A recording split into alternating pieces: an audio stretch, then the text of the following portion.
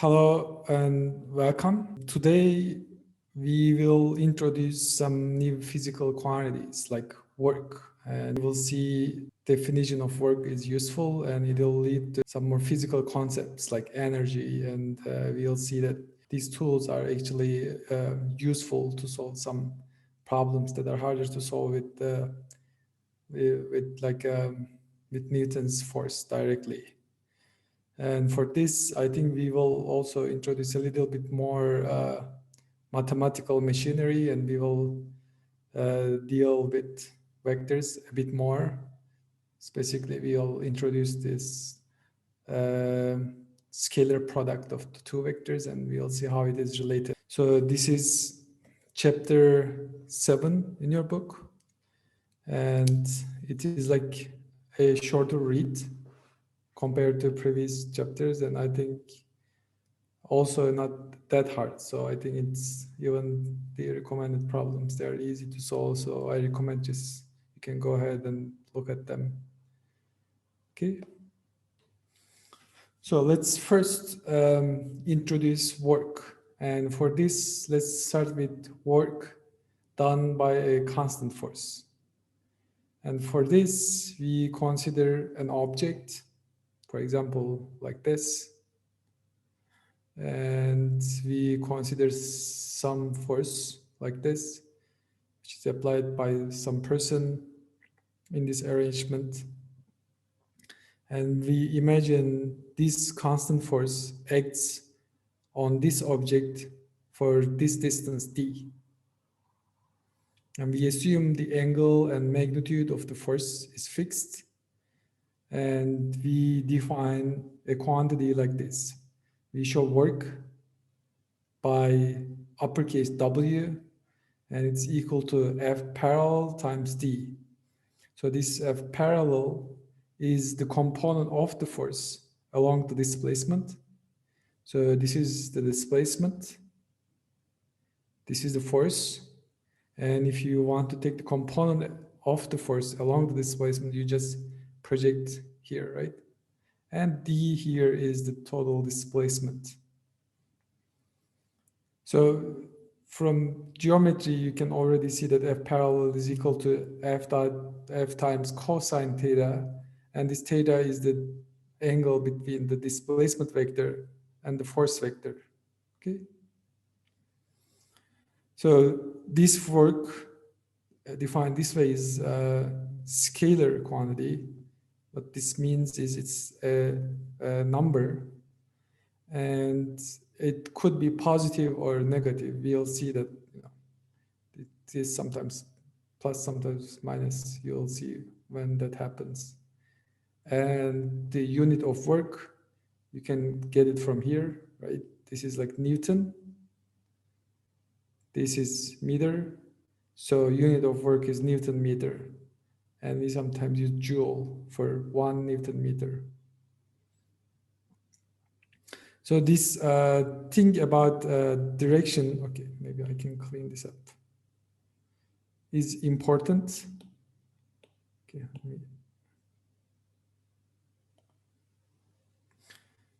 So for example, maybe we can start with a simple example. Imagine you're carrying your groceries from market to home. And of course, you are moving forward, and you are displacing yourself as well as the groceries with yourself.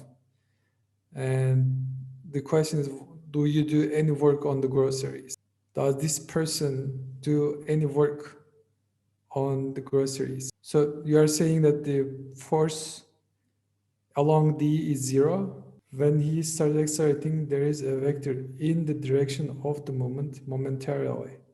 Okay, but okay, the idea is, okay, I think this example doesn't say that, but we assume that he walks with constant velocity, right? He walks with constant velocity. What this means is the package or his groceries also move with constant velocity.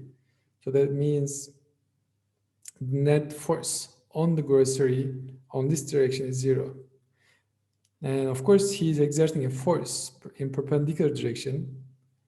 And you can calculate work done by this force on this object to be zero, because exactly like you said, the component of this Fp along this direction is zero, so the net work done is also zero. So just a morning warm up. Maybe we can start with this exercise, right? Just let's crunch some numbers and then get awaken up. So here's the example.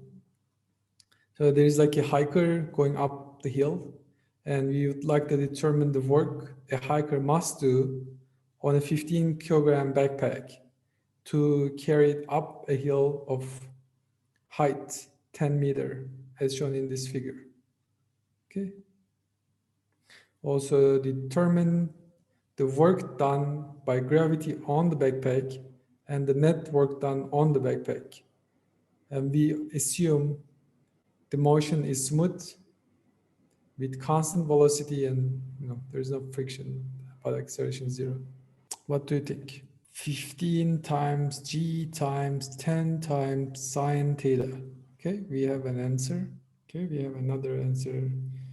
15 times h times g. So we are interested in work done, say, by the person, right? And we define it to be F parallel to the displacement times displacement, which is equal to, okay, the total, okay, maybe I can do this. So we are interested in the backpack here. And let's start with identifying the forces on the backpack. There is some mg, right? And the guy definitely lifts it, so it must be something like F person. And this guy is the displacement. Maybe I can put it here. And this is the displacement vector D. Okay. So the component of the force parallel to the direction. So this is, I think I can calculate if this is theta. I think this is theta. And F parallel, then maybe I can do FP component parallel. And this one will be, so this, basically this force has like a perpendicular component to the displacement and a parallel component to displacement. And we only want this parallel component. And to find this, you multiply F with cosine, and this is the D. So now we need to find FP. Right now, FP is not given, but we can find FP, right? In the free body diagram, to have a zero net force from this pair, I think it's just easy to see that this guy in magnitude is equal to mg. So this whole thing is equal to mg d cosine theta, but d cosine theta is h from geometry. This is d, this is theta cosine.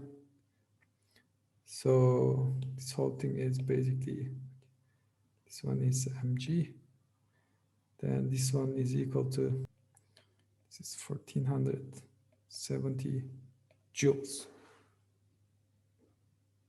I feel like it should be sine. Yeah, I think I felt like it should be sine at first too.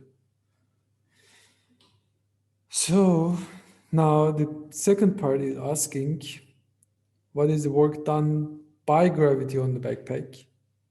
So now we need to find parallel component of this force. So this force also has parallel component like this, and perpendicular component like this. But like, watch this, the parallel component is opposite to the direction of motion or displacement. So there will be a minus sign coming from this. So work done by gravity is equal to force by gravity is parallel component times d, which is equal to minus mg cosine theta times d. But if you do this, this is minus mgh. We already multiplied these numbers, so it's minus 1470 joules. See the network done on backpack. So now the net work is W net. I think you can sum these numbers and find 0. This was just a warm-up, so let's just continue. So this parallel component is a little bit, a lot of words in the mouth. So let's introduce some mathematics to make this simpler for us, okay? And the machinery to do this is called scalar products. And we have two vectors. Let's call them A and B. Imagine you have two vectors, two quantities like A vector and B vector, and suppose they are given like this. A is this, B is this. The scalar product is defined by the magnitude of A times the magnitude of B times cosine of angle in between. And watch this, and this quantity is a number, a scalar. And there are some things we can observe from this definition. First, A dot B is equal to B dot E, A. You can just replace them and see that like this, right? B dot A is equal to magnitude of B times magnitude of A times cosine theta. Cosine theta is the same, and this product does not change, so this whole thing is the same. And the second thing is this expression is so-called distributive. So if you multiply a vector A with sum of two vectors B plus C, the result is equal to sum of A dot B and A dot C. And from this, we define the work as a scalar product of force, which is a vector, with displacement, which is the second vector. And this is like AFD cosine theta. And from this, you can say that this is like immediately what we defined in the previous page, because F times cosine theta is F parallel, we defined in the previous page. So we can break down this scalar product like this. Suppose A is given with its components like this: AX I hat plus AY J hat plus AZ K hat, and so is given B. And now we need to look what we get from the dot product of these vectors, right? Let's first start with these little unit vectors. So I dot I times J dot J times K dot K. I think maybe I should have deleted, but I think you know it's 1. And if you have cross terms like I dot J plus I dot K plus J dot K, these cross terms are all 0. Now we can split this term out. So if you break this down, so there are like the direct terms, right? AX, BX, AY, BY, AZ, BZ, and there is the cross terms like AX, BY, AY, BX, AX, BZ, and AZ, BX, and so on. And we look at these direct terms like this, and we look at the indirect, these cross terms like this. But we already know these cross terms are all 0 because of this. And this direct terms, this is 1, this is 1, and this is 1. So the result is component by component multiplication of vectors and summing each one like this, right? So A dot B is equal to AX, BX, AY, BY, AZ, BC. Okay. So let's just, to practice this machinery, let's just try to solve this problem, okay? So using the dot product, The force shown in figure 7, here is the figure 7, has magnitude Fp is equal to 20 Newton, and it makes an angle about 30 degrees to the ground. Calculate the work done by this force using this equation.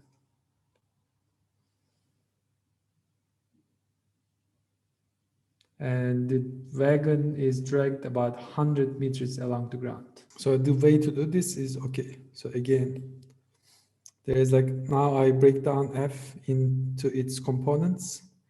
This is Fx, this is Fy, and Fx is Fp cosine theta. I think this is Fp cosine theta.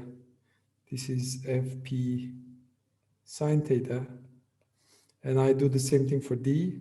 So its x component is simply d, and its y component is 0.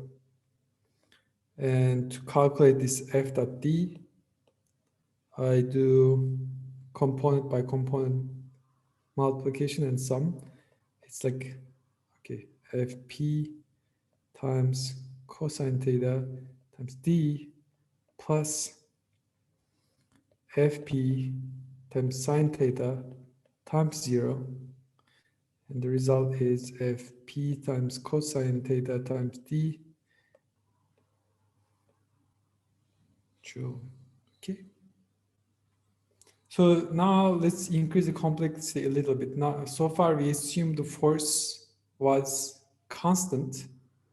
Now we know that's not necessarily the case, right? Sometimes force may be changing as you apply it. And the question is, how do we calculate work done by such a varying force? And the way we do this is like to break down the force to smaller intervals. So we say that, yes, the force is varying, but was calculated in small intervals. And for this, I calculate the work in this first segment, which is F1 dot L delta L1. So F1 is the force, and delta L1 is this little displacement. And the work for this little displacement is well defined. And I can do the same for the second segment. There's some another force, I don't know, some F2. There's another segment, there's like F3. There's another segment, I don't know. This is F4, this is F5, and so on. Okay. And I do this dot product of each, and I sum them up. Now, I look at this and I say that the force is actually varying within this little segment too, right? I mean, yes, it's varying from here to here, but it's varying from here to here too. But if I take this segment to be infinitesimally small, if it's like very tiny, this variation from here to here will be negligible. And I do this, and when I do this, this sum, I think here will converge to an integral like this, right? So it's basically integral of f along the path from A to B, and we call this a line integral of f from A to B.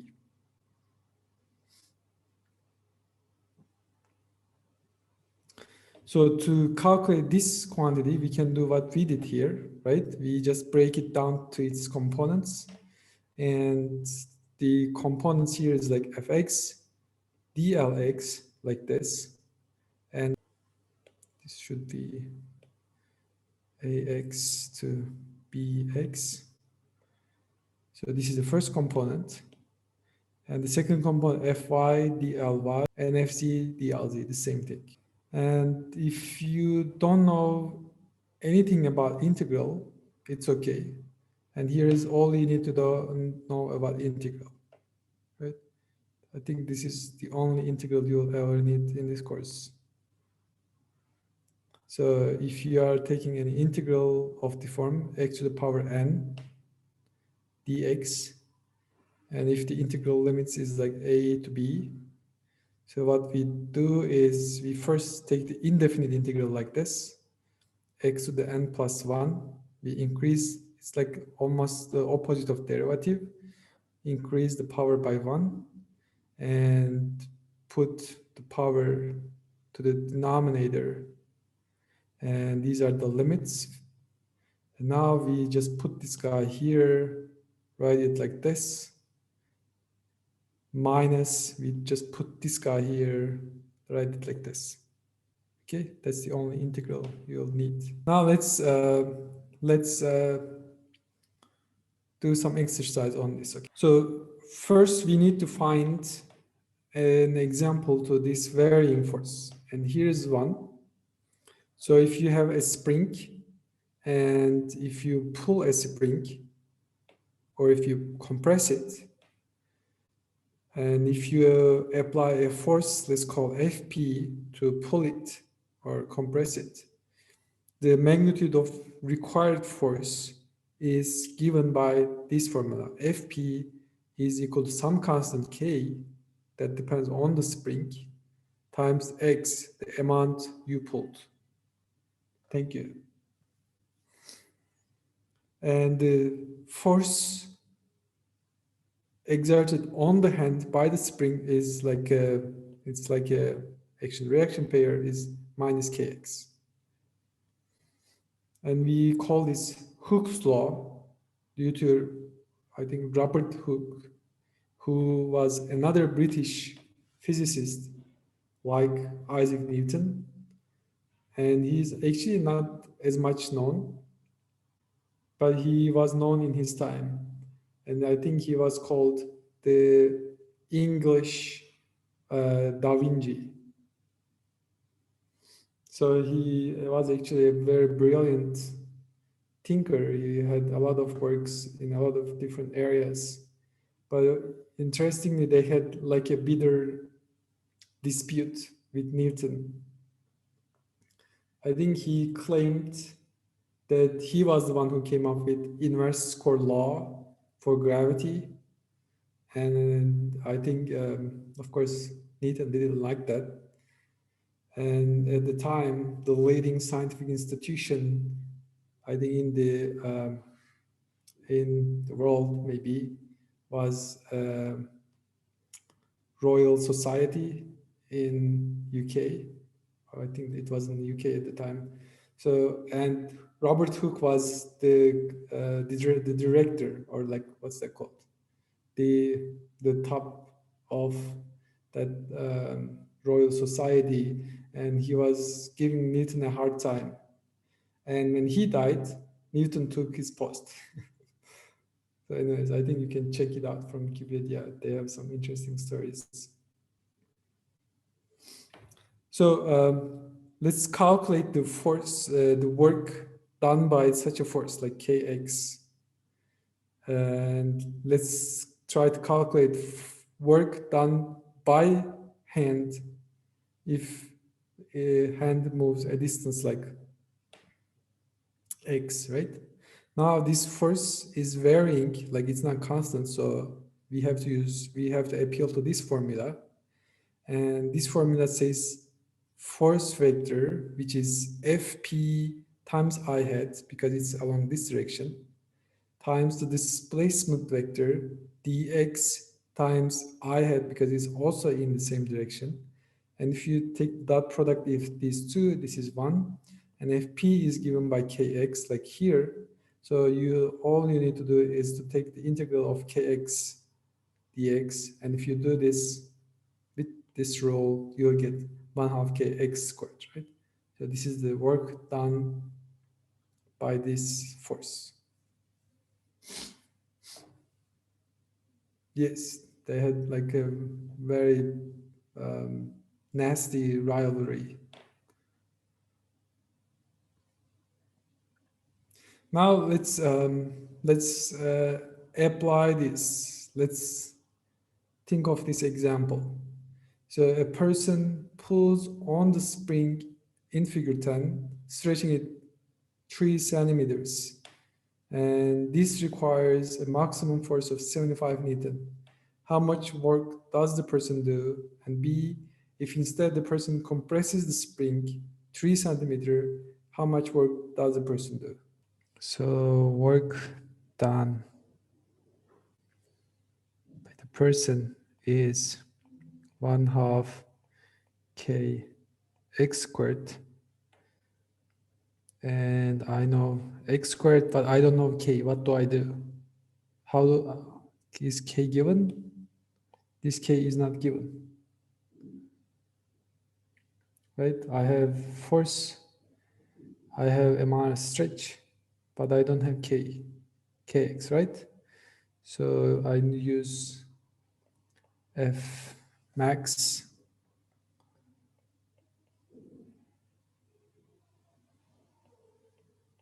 is equal to k times x max. So k is equal to F max or x max. If I put this in, I have 1/2 F max over x max times, I don't know, maybe I can put x max here too, squared, cancel this. This is 1/2 F max x max, and that one is equal to 0.5 times 75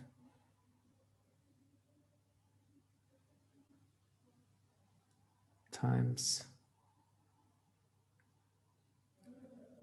0.03 is equal to 1.125. 1.125 joules.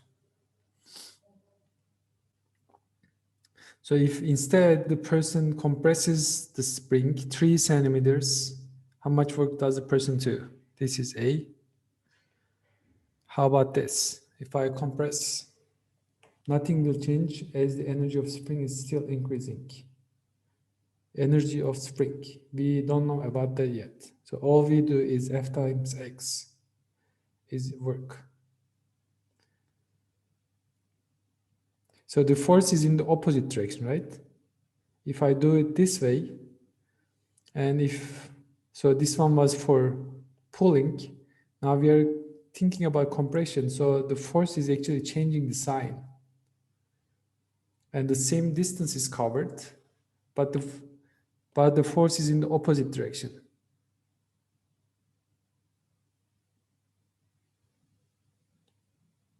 Same distance is covered and negative, right?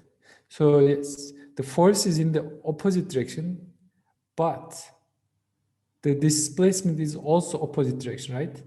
So if you look at here, for example, in compared to pulling or in compared to stretching, when you compress, this Fp goes to minus Fp, but it's a compression, so this dx also goes to minus dx. Because in one case, x was like plus and F was plus. In the other case, F is minus, but x is also minus. Okay? So I want to now introduce another concept based on work. Now, okay, here's the thing.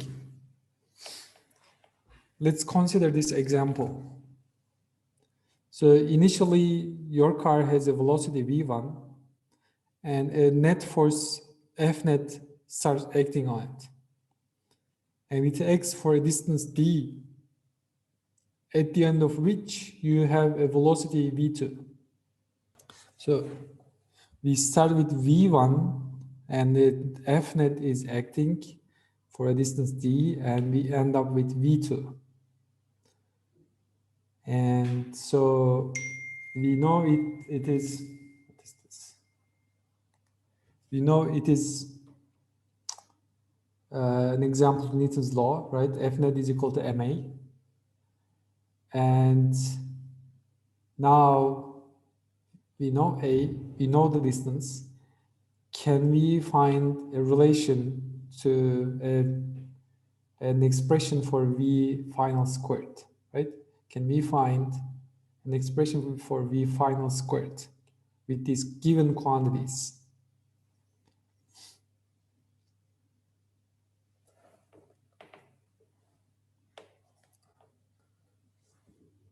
So what is V final square in terms of A and D and V1? Exactly, right?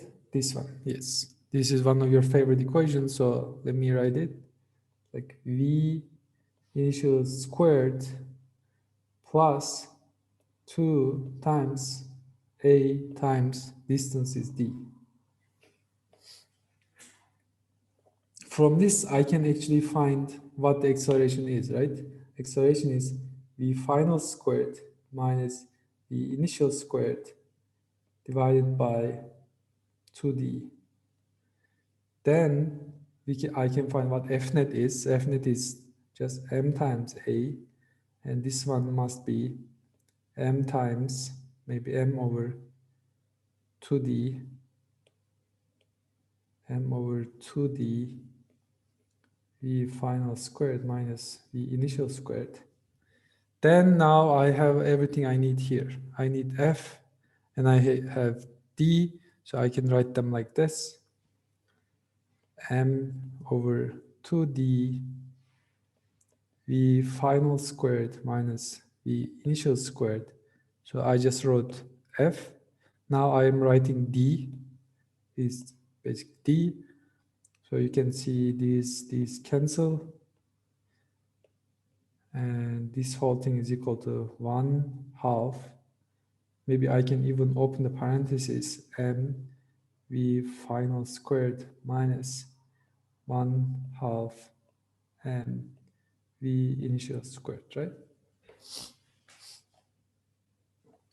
And it seems like the network done is equal to change in this quantity. The change of 1/2 mv squared from its final value to initial value seems to be equal to work. Then I think I can define a new physical quantity based on this. And it is the definition of translational kinetic energy, right? We show it with K is equal to 1/2 mv squared. And this is translational because it is related to displacement. And it is kinetic because it is related to motion. It is related to translational motion or displacemental motion. We'll see other kind of motions. And the energy related to this is kinetic energy or translational kinetic energy. It's given by 1/2 mv squared. And you can see this thing is a scalar quantity because 1/2 is a number, m is a number, and v squared is a number. Can we have this guy negative? Is it possible to have a negative kinetic energy?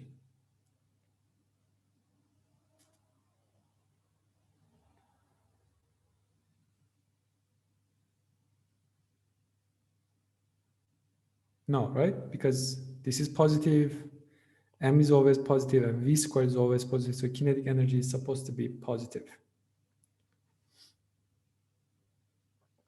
And a second observation here is from this, the net work done, let's call this now a little bit more explicit, W net is equal to change in kinetic energy, right? Final kinetic energy minus initial kinetic energy. Let's show it with delta K, and it's equal to this. And this thing is called work energy principle.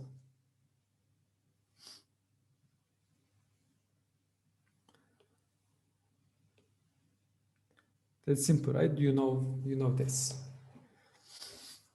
Now let's make a derivation of this work energy principle for a more general case. So here we assumed a constant force so that we could write this. But can we derive this result without appealing to constant force? Let me show you how to do this. So work done is, let's imagine it's like a one-dimensional motion, and let's start with F like times dl, right? And this is from L initial to L final. And this is equal to, I can just use Newton's law again, F is equal to ma. So I can write M in the front, and this is equal to L initial, L final, A dl. But A is dv dt, so this whole thing is equal to M L initial, L final, dv dt times dl. Now I want to write dv dt like this. Maybe I can put some pointer here. Dv dt is equal to, I can use chain rule. You guys learned chain rule in calculus, right? Yes, good. So I can use chain rule like this, dv dl dl dt, right? And now this quantity, the second one, is equal to v, so this thing is equal to v dv dl. Okay.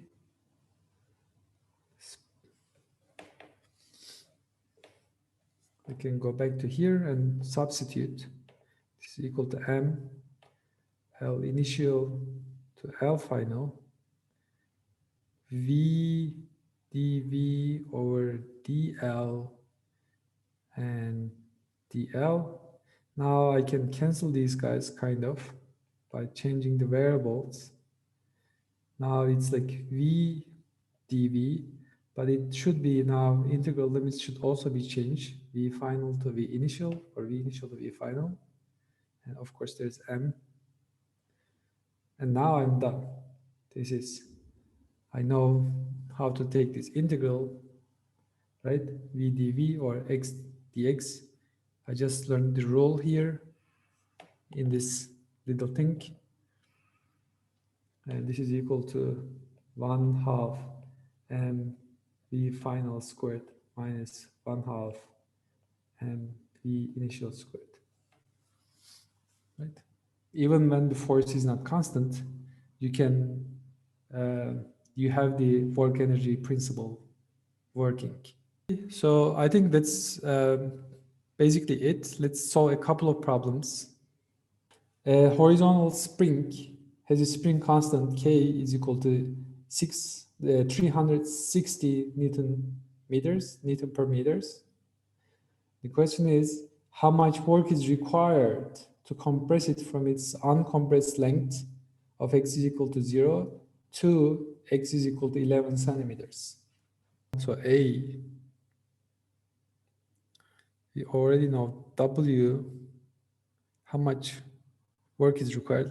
I think WP is equal to 1/2 K x squared, which is equal to 1/2 times 360 Newton per meter times 11 centimeters is 0.11 squared meter squared, equal to 2.178 joules.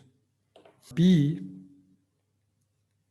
if a 1.85 kilogram block is placed against the spring and the spring is released, what will be the speed of the block when it separates from the origin at x is equal to 0? So it's just pushing the block, and when x is equal to 0, what is the speed? Now we can use work energy theorem, right? And work energy theorem, so this work will be done on the mass because spring is uncompressing, and when it reaches, so, and initially the block is stationary, so let's W net is delta K, and from this you can see this is equal to 1/2 m v final squared minus 1/2 m v initial squared. But this guy is 0 because initially it's stationary.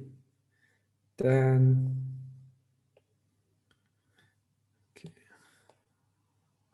this one is equal to, and we are looking for speed, v final is equal to 2 times w net divided by m square root of this whole thing equal to 1.53.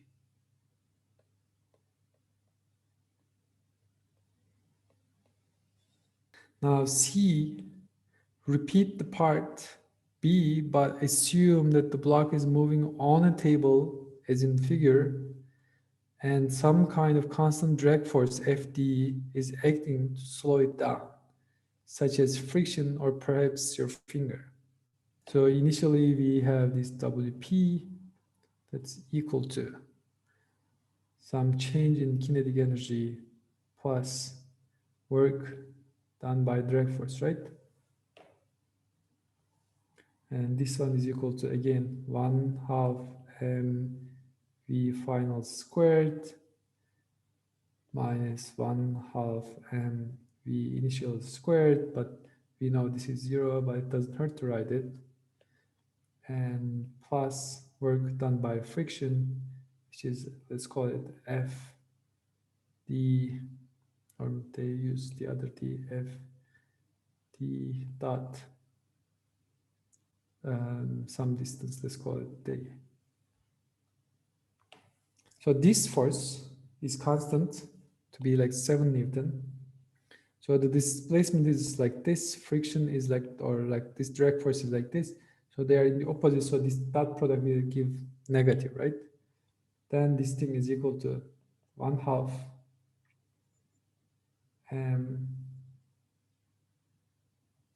so maybe I can remind you what work energy principle is, right? So work energy principle is W net.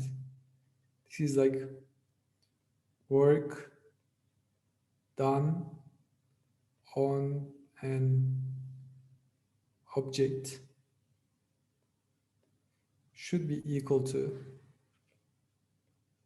change in kinetic energy, change in kinetic energy of object. So what is the net work done on the object, right?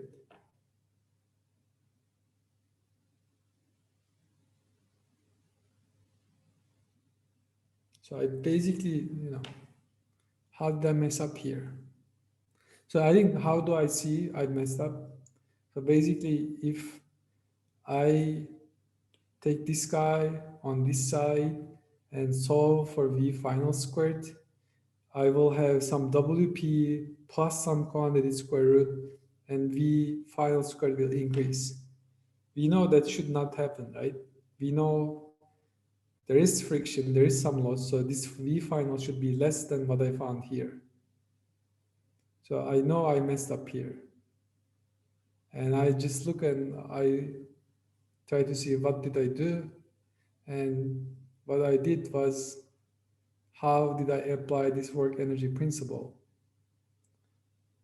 So the correct way to do this is this, right? Maybe I can delete this. Maybe I can keep it, but I think it doesn't matter. Let me delete that.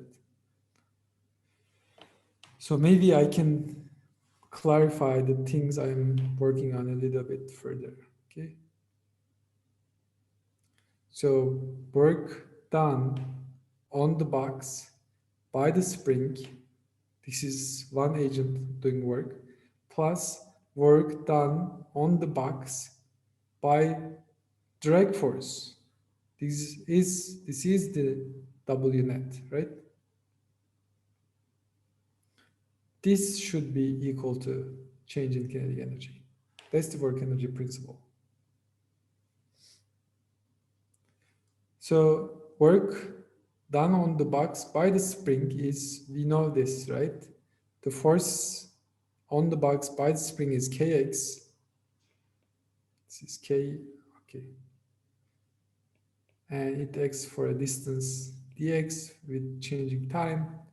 And this is equal to 1/2 k x squared. And work done on the box by drag force is constant, so it's like f d times, I think maybe I can write it like this, displacement. Now is the difference, right? Now fd is acting on this way, but it is moving in this way, so this dot product is going to be minus fd times x. Now I can set up, and delta k is equal to, again, 1/2 m v final squared minus 1/2 m v initial squared. And now this guy is 0. Then v final squared is equal to, and I know this quantity, right? I already calculated this one. So this one is WP, I calculated just a minute ago, nothing changed. So it is WP minus FD times X divided by M times 2.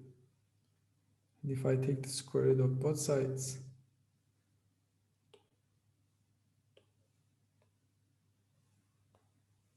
now I can do this calculation. 1.23 meter per second. And if this is, let's call this V final prime to distinguish it from here to here, now you can see V final prime is less than V initial prime as expected due to, let's call it friction. Yes, okay.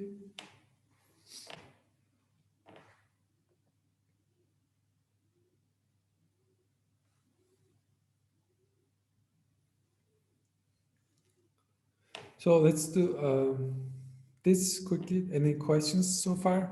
Okay. So let's do this scalar product exercise. Now there are two vectors, A and B. I don't know. And you want to calculate the angle between these two vectors, right? And you know the components.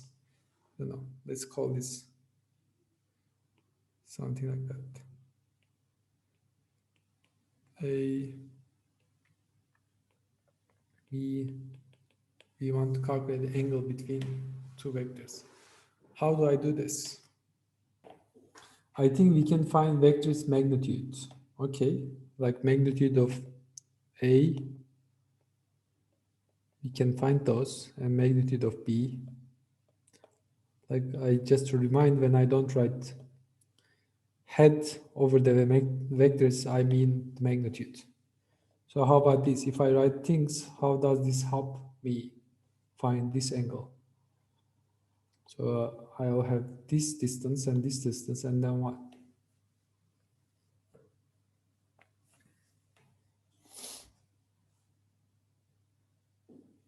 Dot product, right? Good.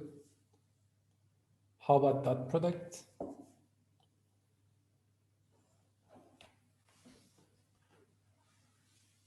Okay, AB cosine theta, yes. Okay. Dot product is A dot B is equal to A B cosine theta. Magnitude of A times magnitude of B times cosine theta. Good. Okay. And then what? I wrote what you asked, and then what do I do with this?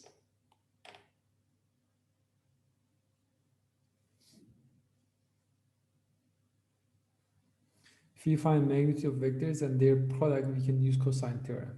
Okay, let's find the magnitude of vectors and their product, right? So magnitude of vectors, this one is basically a kind of Pythagorean theorem, right? This is square root of square of this plus square of this plus square of this. So I think I can do it like this. Maybe ax squared plus ay squared plus az squared. And this thing is equal to 6.8 squared plus 3.4 squared plus 6.2 squared is equal to this. And I need to square root to find 9.81. And this guy is the same. I don't know. Bx squared plus by squared plus bz squared. Okay.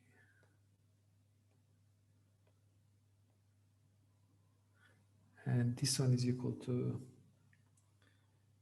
8.2 squared plus 2.3 squared plus 7.0 squared is equal to, and take the square root, this one is equal to 11.02. And now I need to calculate this guy, right? This one is ax, bx plus ay, by plus az, bz. You can do that too. 6.8 times 8.2 minus 3.4 times 2.3 minus plus 6.2 times 7.0 is equal to, this is actually not square root here. There's no square root. And this thing is equal to 91.34. Then cosine theta is equal to a dot b divided by ab. And this is equal to 91 divided by 9.81 divided by 11.02. This is 0.84, which by the way is less than 1 as expected. If you find something bigger than 1, you can go check your numbers. Remember to do this. And we need, okay, then theta is cosine inverse of 0.84, which is, let me do that too, 32 degrees.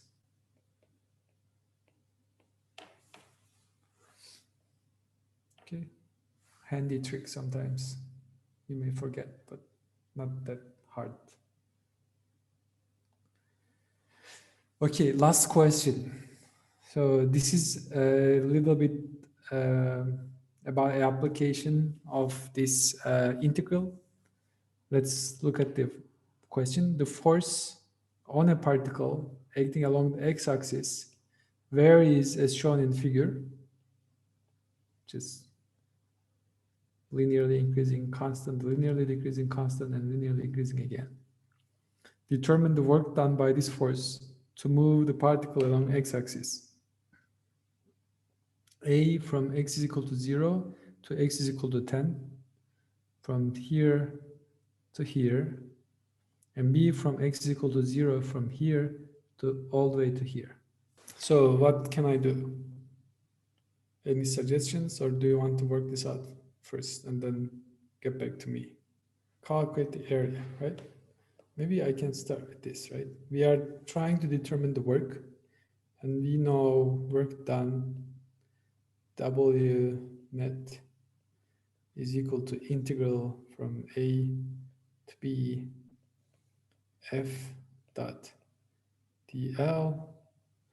And for one-dimensional motion, let's say it's along x, you can say it's from x A to x B some f of x, because it's only x direction, times dx. And the meaning of integral, if you didn't know before, I can just let you know, is area under f of x curve. Okay. Now I can go back and A. So in the A, it's asking from 0 to 10. I need to calculate area from here to here. So I need to calculate the area here. So I think, I don't know, I guess you can divide it into two triangles and do it, or you can just calculate the area of this shape. We know what this is, right? Work is equal to 1/2, let's call this W1. Let's call this, actually that's X, right? Let's call this X. This is, actually I want to appeal to geometric quantities. So let's call this W1, or actually W is work. I want to call this, I don't know what to call. Let's call this L1. Let's call this L2. So area is 1/2 L1 plus L2 times, let's call this height, H. And this is equal to, so L1, let me see what it is. I can just write from here a straight line. Okay, and from here a straight line. Okay, so it seems like L1 is 1, 2, 3, 4. So this is 1/2.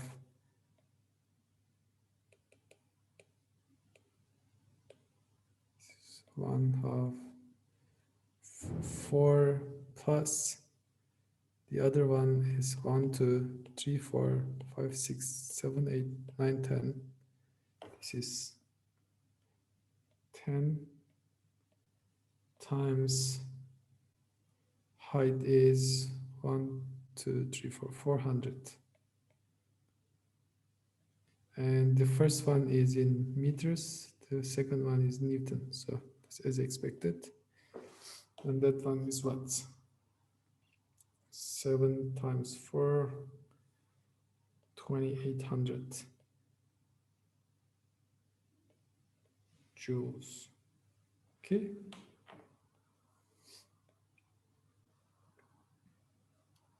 So now I can do the same thing for this area to answer B. Let's calculate the two sides. So let me do the same thing here. And let me do the same thing here. So the top part seems like maybe 2 meters. And the bottom part seems like 1, 2, 3, 4, 5 meters.